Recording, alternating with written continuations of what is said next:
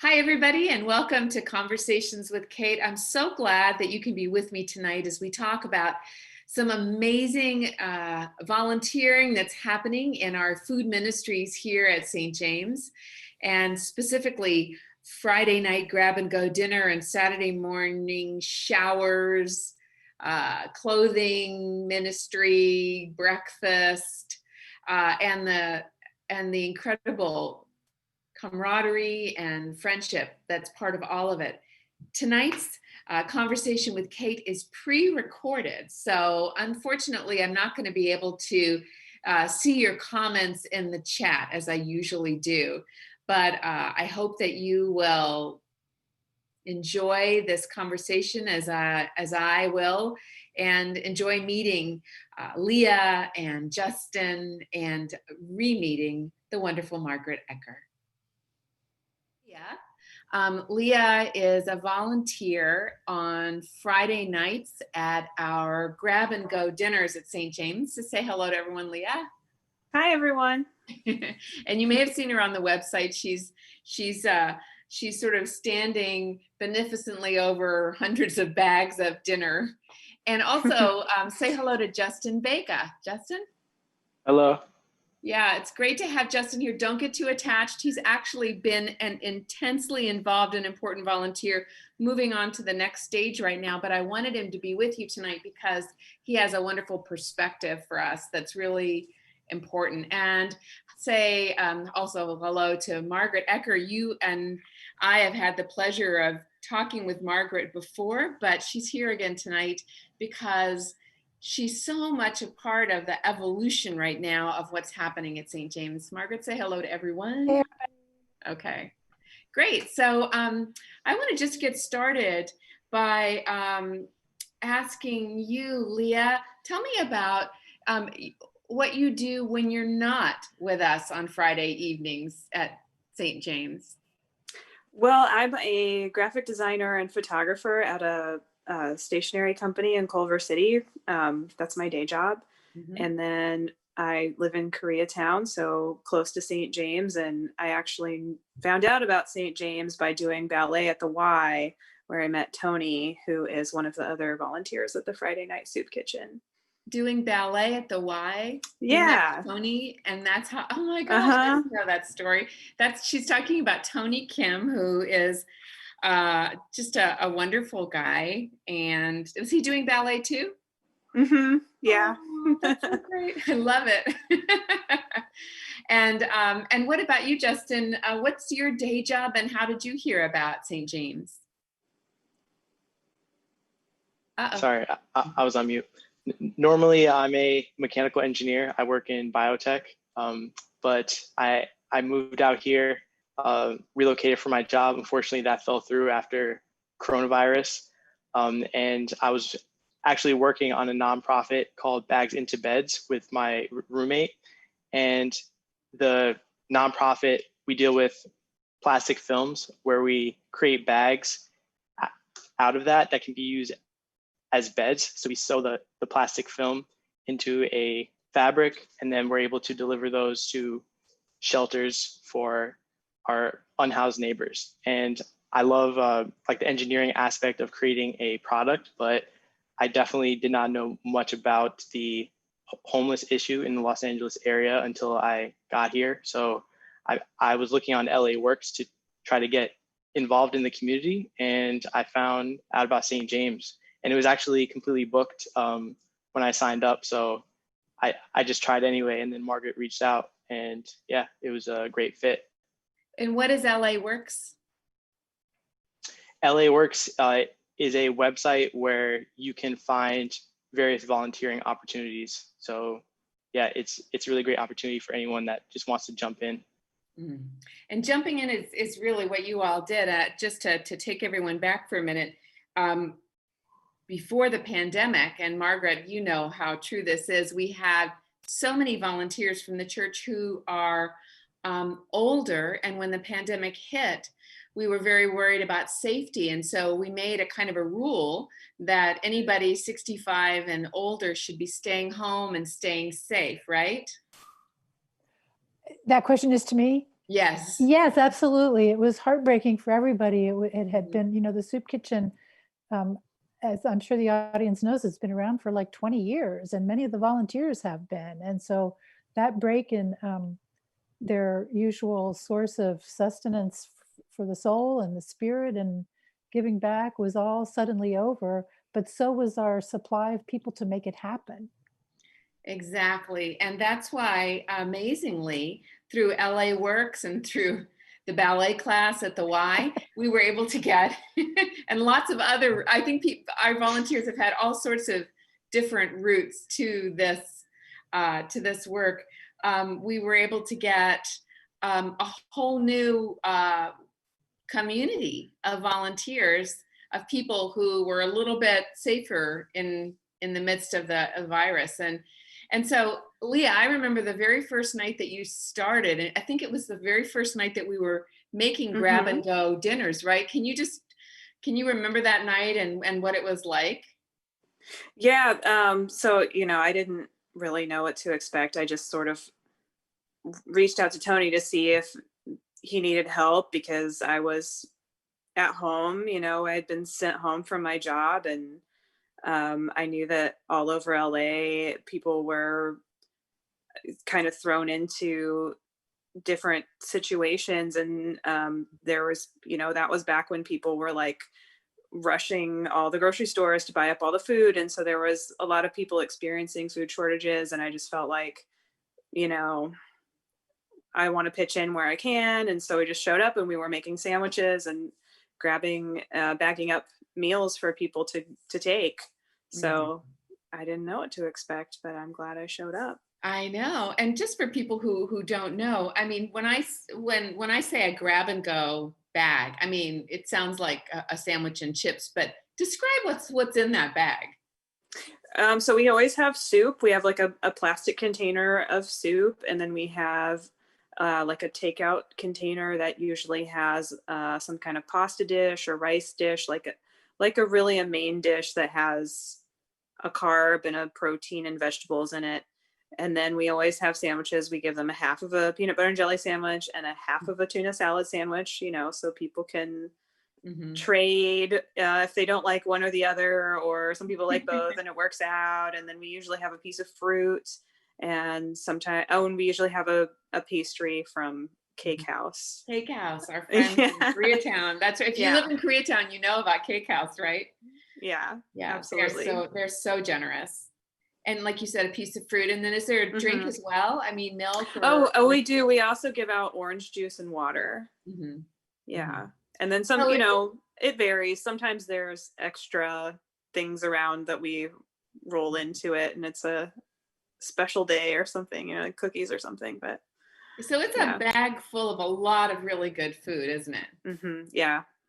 And sometimes we're able to include a mask, other, supplies like that. Right. And you have masks on hand as well, right? We do. Yeah. So, so that's just a sort of a basic picture of what Friday nights are like, right? And then what are Saturday mornings like, Justin? It's it's a different scene.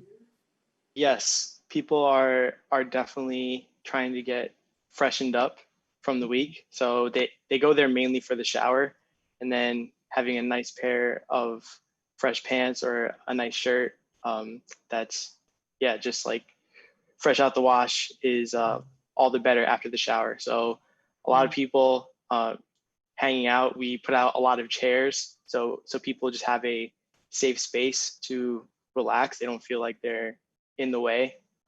They're just hanging out with all the volunteers. And I really enjoyed it to begin with because I was serving my community. But then as I made friends, it just became more of an attraction for me to go back week after week, because I don't really have the opportunity to meet anyone in this city that I just recently moved to. I've only been here for 1 year. I don't know if I mentioned that to you. So coronavirus hit like right at the beginning of that. And going to this was a great way to have some socially distanced interaction with people. And I'm able to, I do like fashion and making people look nice, or helping people look nice. So that it's always a great feeling when I can give someone something that they like the style and they feel good how they look, and it's all for free through the donation. So right. So you don't have to worry about the price. What you're clarifying is that there's this whole clothing ministry that's really started, that's grown on Saturday mornings. So there's showers. There's a big Yep. van that pulls in and people are able to take showers. There's this clothing shop that Yep. you founded, I believe. And then there's also food, The J right? Shed. The J, We it's call called it the the J J Shed. Shed. And you might think that the J was for Jesus, but it's actually for Justin. But I think it's for Jesus and Justin, you know. Yeah, there you go. Right, the J Shed. Margaret, do you want to fill Justin in on what happened after he left on Saturday with a satisfied customer? Yes, right. Justin had to leave because he's getting ready to do a lot of other things with his life. So he had to leave a little bit early. And unfortunately for you, Justin, right after you left, an old timer guy came back whose name is Jason. And Jason, we haven't seen Jason in months. And he came back and he was looking fabulous. And he said, the reason I'm here is to say thank you. The reason I haven't been here is that I've gotten housed and I've got a job. And the reason I got the job is because you all dressed me and you told me how to dress for success, and it worked. Because I'm successful now. That's like It's top of the line right there. That's Yeah, everything. that's best case scenario. That's awesome. And he said, you might not recognize me because I put on a little weight because I'm so happy. Eating good, perfect. Yep. I love it. I love it. So you love fashion, and so that's how this clothing ministry got started. And I think, Justin, something that you're saying that's really, it sounds so important, is that you were starved for connection with other humans. Oh, and yeah. And Absolutely. our guests who come, and Leah, there you were in Culver City, but you were stuck at home, so you were probably sort of starved for human connection too. Definitely, yes. And so what's beautiful to me about this is everybody who gets together on Fridays and who gets together on Saturdays, whether they're a guest or a volunteer, they're there in many ways for the same thing, for human connection, right? I think that's true, yeah. And I don't know, when I hear, to me that's what it's all about. Because I mean, Margaret, you and I talk a lot about relationship being the sort of the cornerstone of what this is all about. Yeah, and I think that one of the things I think Justin knows what I'm about. I mean, knows that I know this about him, but I hope he's not embarrassed that I say that. He has really stood out as somebody who's so easy making connection with our guests as well as with our fellow volunteers. So people now, like every once in a while, Justin couldn't be there, and they'll say, and like Tony will come in there, like, "Where's Justin? Where's Justin?" Yeah. Or Big Mary will be in there, and Big Mary will be like, "Hey, where's the shed guy?" Shed guy, I like that too. I'm just saying, it's, you know, like if it's a good deal of work and it's occupying of one's attention for the 3 or 4 hours that we're there, but when you step back from it and contemplate and meditate on what's going on there, it's so darn rich. Yeah, it really is. And there's such a wonderful atmosphere on Friday evenings too. This kind of a it's like a Showtime atmosphere, right? Leah?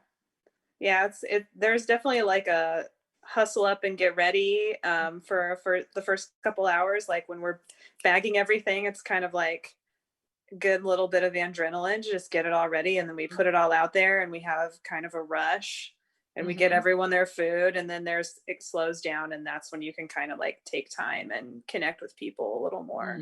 And we just sit out there by the turtles and chit chat with whoever wants to talk. It's really nice. Yeah. Did you ever get a chance to visit the Friday night? You probably never saw the Friday nights. No, I've never seen the sit down dinner. I It was hope a to one scene. day. It was a scene, and will be again. I mean, it was the whole Yeah. parish hall where you make the sandwiches was just filled with tables, Mm-hmm. and there were musicians from the children from the school playing Oh, classical Cool. music, and um, I mean, it was just, and it was very relational, wouldn't you say, Margaret? Absolutely. Yeah. And I love that it still is, even when we have to narrow what happens, the relationships are still there. I know that sometimes if there's a particular guest of ours that you're worried about, Margaret, you'll send word to John or somebody else on Friday night, keep an eye out, Exactly. so there's all of that going on. So what is it about this work that Leah and Justin that kind of keeps you coming back week after week? Leah, how about you first? Well, just like Justin, I needed the opportunity to connect with people because I work from home all week long, and it's difficult to get out and see people, and I felt like this was a safe and necessary thing to do, but it's also a really important social outlet for me. And I Mhm. just feel like um, being a part of the community is really important right now because there's so much going on in the world, and I just, it for me it's just very fulfilling to know that like I'm doing something to actually get to know my neighbors better and to know my city better and to try and contribute what resources I have to making something better, hopefully. Do you feel like you've learned more about the homelessness crisis in Los Angeles through this? Yeah, definitely. I was just sort of aware from walking around that obviously there's a lot of homelessness here, but I hadn't had the chance to really talk to people and hear about their day-to-day lives. And that's something that I've definitely had the opportunity to do. And so I understand a little bit more like what a person's day or week is like if they truly don't have a place to sleep or if they're, worried about getting moved along from their encampment or something like that. Hmm. So just the sort of hour by hour life, right? Yeah. And what about you, Justin? What have you sort of learned about people experiencing homelessness through this work? uh, just the determination of a lot of these people is really astounding. They definitely go through a lot, as Leah was saying. In the day to day, you learn a lot about just things we wouldn't even think about, like just trying to use the bathroom, which is something we take for granted. So just having access to those facilities and understanding what they go through and their determinism. And I Mhm. think it was really inspiring for someone who's been out of a job. And I worry about my life. It really puts a lot of things into perspective. And on top of that, they're all ready to make jokes. They're all ready to laugh and hang out on Saturday morning. So it really makes for quite a lovely atmosphere to start my day with. And what about you, Margaret? What sort of stands out for you about what what you feel like you're learning the most from our friends who are unhoused? Um, I don't know Where that to I could, start, right? I don't know that I could say it better than Justin just did, but um, I certainly in the time that I've been since the pandemic, definitely the volume has gotten turned up for me on the um, the the radical sort of goodness in this pure relationship. We're not even really trying to get, we're definitely not trying to get their social security number or to fill out a form or to take them from one place to another. We're simply in their company, and the capacity to to be a source of safety and dignity for people and to feel that reciprocally, as Justin just described. In other words, they come asking like, how's your family? And what's up with you? And how was your week, Margaret? And they know my name is Margaret. I mean, they barely know what day of the week it is, and they'll remember our name. So, Miss Margaret. oh yeah, Miss Margaret.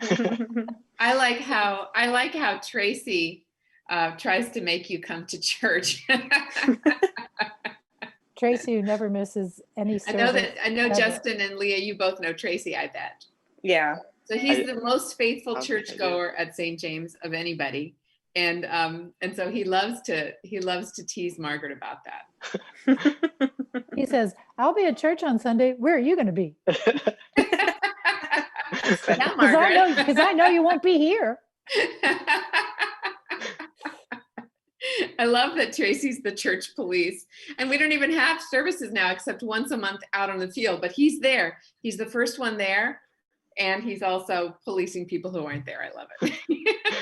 So the next thing that I wanted to ask you all about was when you think about everything that you see in the work that you do on Friday nights or Saturday morning, what is it personally that moves you the most? Leah, what about you?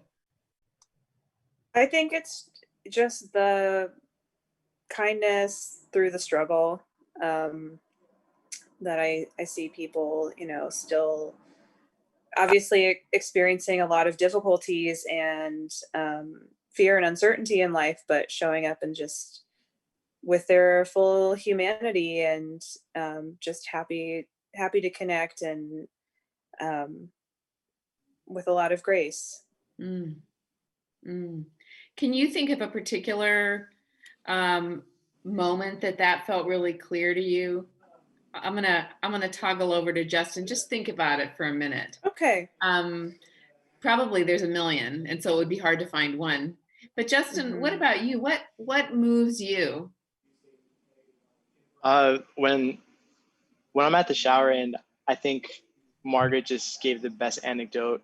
But even when it's not completely life-changing, where someone feels ready for an interview and they get the job and they get a place to live, just in the moment when they really wanted that clean shirt or really wanted to freshen up and feel decent that day. I think that's really moving when I just hand them a t-shirt. They like the color and it fits them. And they're so grateful to me for doing something that really doesn't take much effort on my side.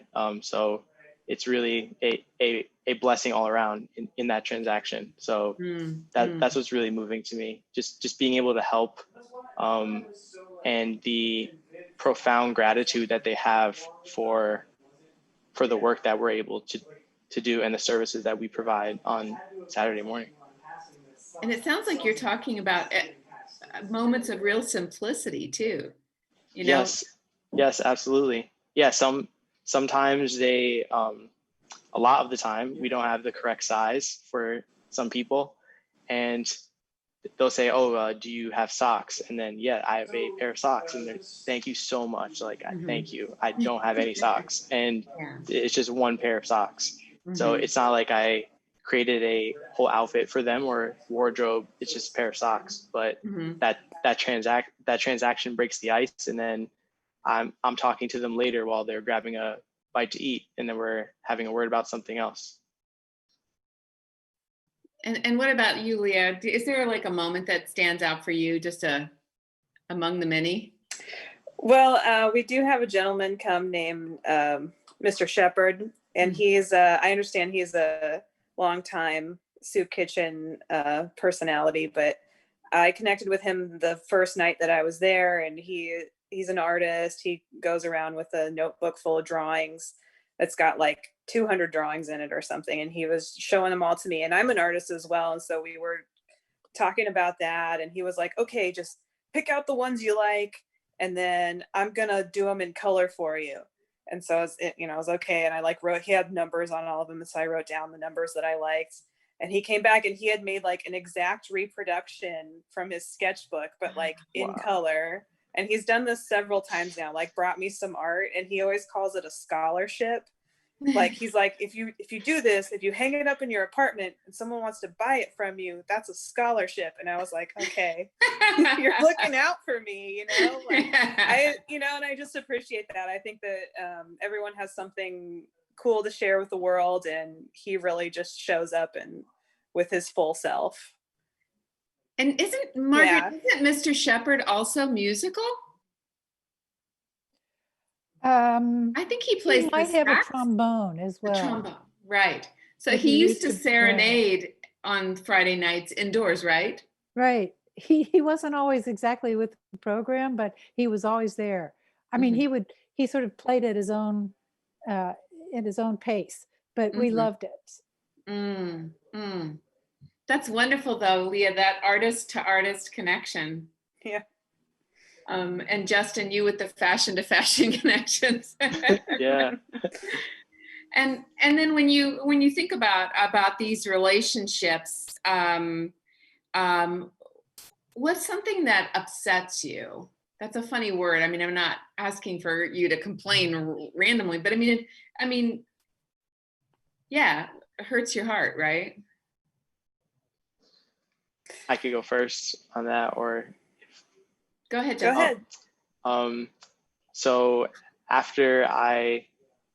once I'm able to build a relationship with the people that come to the shower, I'm inevitably wondering how they got in this position. And it's inevitably in the back of my head, like, how could I suggest ways to get them out of this position? But some people are very accepting. A lot of people are very accepting of the position they're in and the cards that they've been dealt, and they're just ready to work with it.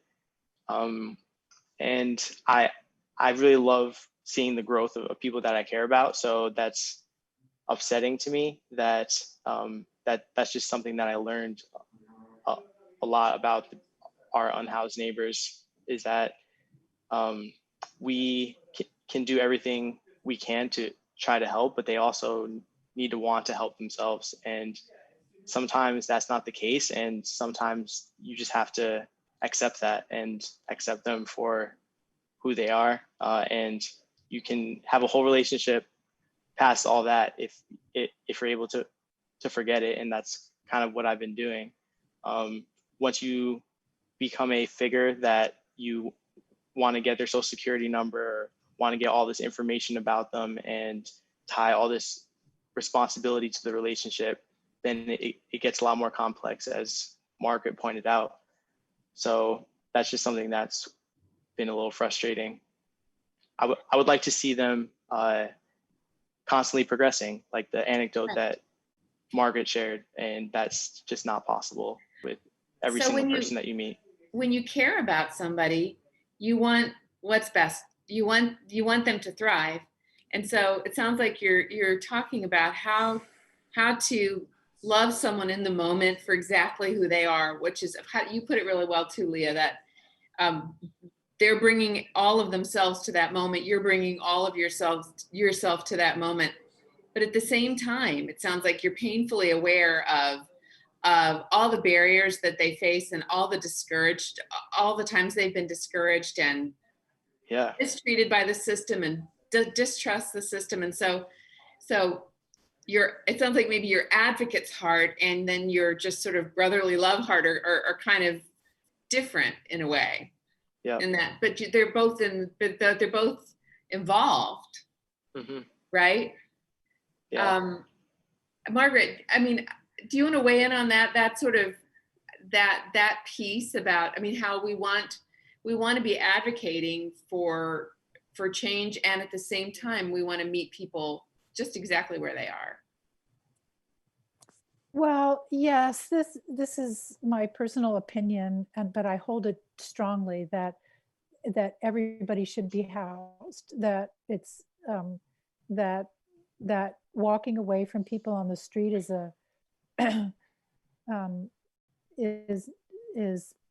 that's painful and really unacceptable. But Justin's right, that's easier said than done. and making people do something without deeply understanding what brought them there is, I mean, I will never know the pain and the frustration and the sorrow and the humiliation that many of our unhoused neighbors have had to go through, and the the things that they've hung on to, clung to try to find pleasure in life and relationship in life that's not always been the best thing for them in the long run. All those factors are right in front of us. And so again, like Justin and Leah have both said, being in the moment is the biggest gift. With them, in front of them, is I have come to understand more deeply now, is such an amazing gift. And it's really the best gift of all that we have to give. But it doesn't change the fact that I think we have in front of us the obligation to figure out what will it take, what will it take to bring people inside so that they have a safe and dignified and respectable journey for whatever days remain to them. Yeah. And Leah, what about you? What would you say upsets you?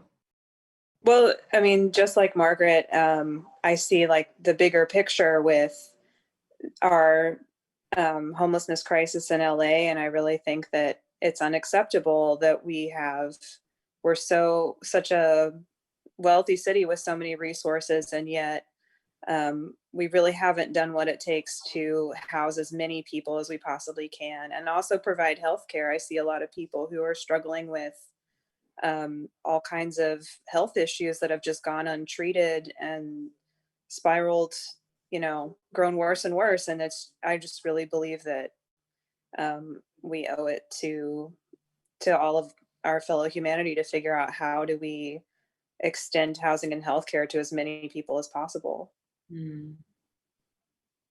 So as I started this conversation by talking about this whole group of people who were volunteering regularly and then who really and had to stay at home, and how you all and a lot of other young people like you have just come into the St. James community and worked so many wonders, like the J Shed / our clothing boutique. And so, I mean, as a way of closing tonight, I wonder if each of you could just sort of say something to the people of St. James about something that you would like us to know. Justin, how about you? Let's see. So first, I understand that it was probably difficult to be forced to stay home and have other people take over this operation, but I want to thank everybody for the opportunity to serve and to serve my community and to just talk to people without feeling like I'm doing something wrong. If I try to go out to meet anybody, it's not a good idea right now, but this is a really awesome way to engage with the people that are living around you, whether they're housed or not, volunteers or just the unhoused neighbors. And I think it's something really special that happens on Saturday mornings. And even if you don't show up for all 4 hours, just stopping by, you can see like talking to people, handing out food, helping out with the J Shed. I think it will have a significant impact on you, more than you can imagine. So I would highly recommend it. And Margaret is a awesome leader, a very, very awesome leader. She inspires everyone who comes there to come back. And everyone knows her, Miss Margaret. And they call her name with absolute respect because she deserves it. But yeah, I just want to say thank you. If I have any closing words, I just want to say thank you. I know I put in volunteer hours, but I benefited as much or even more than the people I was serving. So thank you. Wow, that was beautiful. I mean, we're made for relationship. We're made for Yes, community, right? I am for sure. I can't just not talk to people. I know. When I dropped by this Saturday morning and I was kind of overwhelmed with all the 3 dimensions, because I hadn't seen that many people at one time in a while. Yeah, and that was a very light morning too. I know, because it's a light morning because the shower van didn't come. Yeah, because it was pretty chilly and it was raining. During the peak of the heat, it's amazing to feel that fresh shower. So you can imagine there's probably Yeah. twice as many people Yeah. at the height of it. Absolutely. And Leah, what about you? What would you like to say to St. James?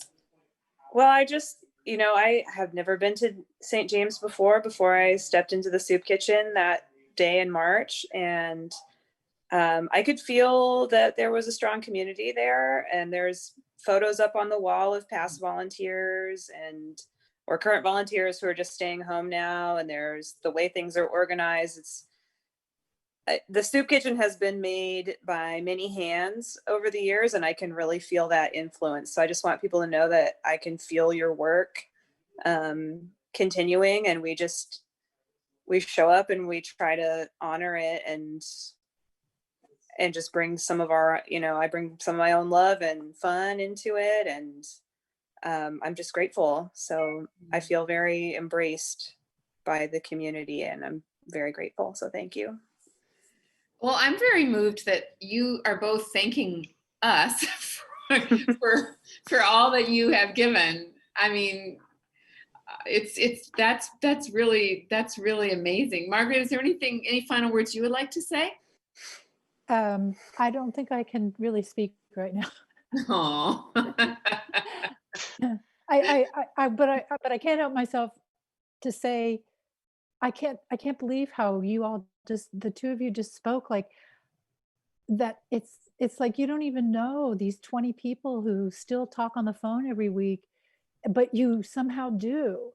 And I'm really so happy, Kate, that you organized this, because I'm hoping that the congregation will feel this, see it and feel it, that the work that's gone on for 20 years is what drew people in and what keeps them in, and look at the amazing gifts that it gives all over the darn place. So all over the darn place. That's right. And now there are Justins and Leahs on Tuesday serving lunch. And there's a lot of you on Saturday mornings and a lot of you on Friday nights. And they're just these sort of amazing groups of people and friends, who are serving together now. It's such a great thing. Well, I just want to thank you both, all 3 of you, for being here tonight and sharing some of this with us. It's a great window into St. James these days, and we're so grateful. So thank you, Justin. Thank you, Leah, and as ever, thank you, Miss Margaret. Thank you. Thank you so much. Good night, everyone. thank you, Kate. Yeah, thank you. Good night, Justin. Good night, Leah. Good night. Good night, everybody.